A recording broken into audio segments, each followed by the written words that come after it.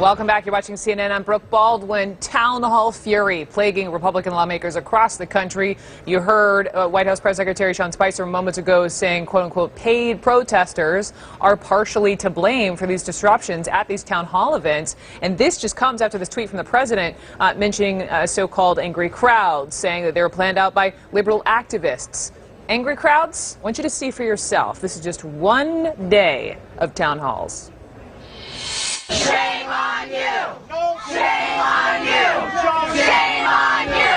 Investigate Trump! Investigate Trump! Investigate Trump! I got to go back to the ACA. You folks up in Washington have had 7 years to come up with a thoughtful, well thought. There's a lot of concern that you're going to cobble something together and kick it out the door. You stole the Supreme Court pick! Stole it! A lot of people are organizing and doing rallies, and people are getting boisterous. I don't mind boisterous. I'm having fun. Among some of these participants is one woman by the name of Rose Mudd Perkins of Georgetown, Kentucky. Here she was giving a piece of her mind to the Senate Majority Leader, Mitch McConnell. You have to acknowledge that we got too damn many people on food stamps in Kentucky. And last I heard, we're the leader, and that is not where we want to be the leader. And the last I heard, these coal jobs are not coming back, and now these people don't have the insurance they need because they're poor. And they work those coal mines, and they're sick. The veterans are sick. The veterans are broken down. They're not getting what they need. If you can answer any of that, I'll sit down and shut up like Elizabeth Warren. Woo, Rose. Rose is with me now. Rose, you're live on CNN. Thank you so much for joining me. No, I mean, tell me, why was it embarrassing for you? Well, for one thing, in the moment, in real time, I thought I was being this nice grandma and talking nice, but I was really, really nervous, and I didn't realize that I was spiraling out and I was screaming. And when I saw the video, I was stunned. What were you? So, yeah. What were you getting at, Rose? What were you? Was there a direct question, and also did the senator respond? The question, really, what this is about. They're not being truthful to people. They won this state. It's something like 63 to 70%. You know, went for Trump. And they went down there and they lied to everybody. They told them. Who's the they, Rose? Who's the they? The politicians. Various politicians have lied and lied and lied to Kentucky, not to mention the country. But right now I'm concerned about Kentucky.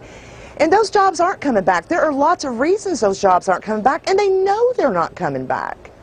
But they tell them that, and they get their votes. Now they also tell us that we have to ruin the environment so that we can get industry here. Okay, well, let's Kentucky just, you know, aside from being the #1 food stamp recipients, let's also be the dirtiest place that we can possibly be, because that will bring back industry. No, it won't.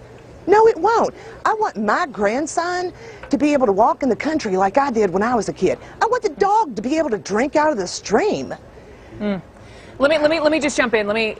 Let's take a deep breath, and let me just step back 3 steps, because not everyone knows what you're facing in Kentucky. I want you to just tell me your own personal story. I understand you lost your son to heroin. I did.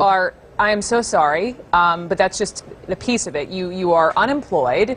You know, this is coal country too. I know a lot of folks don't have work, and part of the problem is you feel like your voice isn't heard. Tell me what tell me what you are struggling with. A lot of things. One thing I'm struggling with is you call those numbers and you call and call and call. I don't even know if he knows if he's keeping count of the constituents that call. But it always says the same thing, that you can't leave a message. He doesn't want to hear it. He doesn't want to hear from us. What would you say if you could talk to him?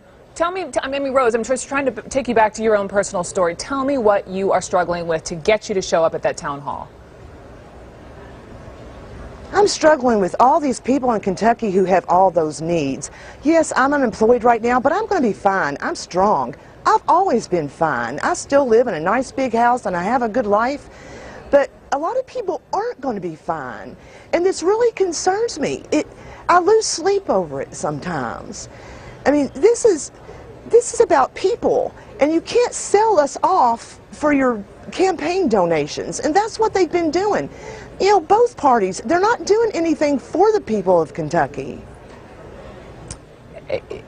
Can you give at least the Senate Majority Leader, and I realize, like, this is his job. You know, he was elected to serve the great people, the great state of Kentucky, and so it is his job to show up at these town halls. But you know other Republicans, Rose, they're not showing up. They wouldn't let me in today.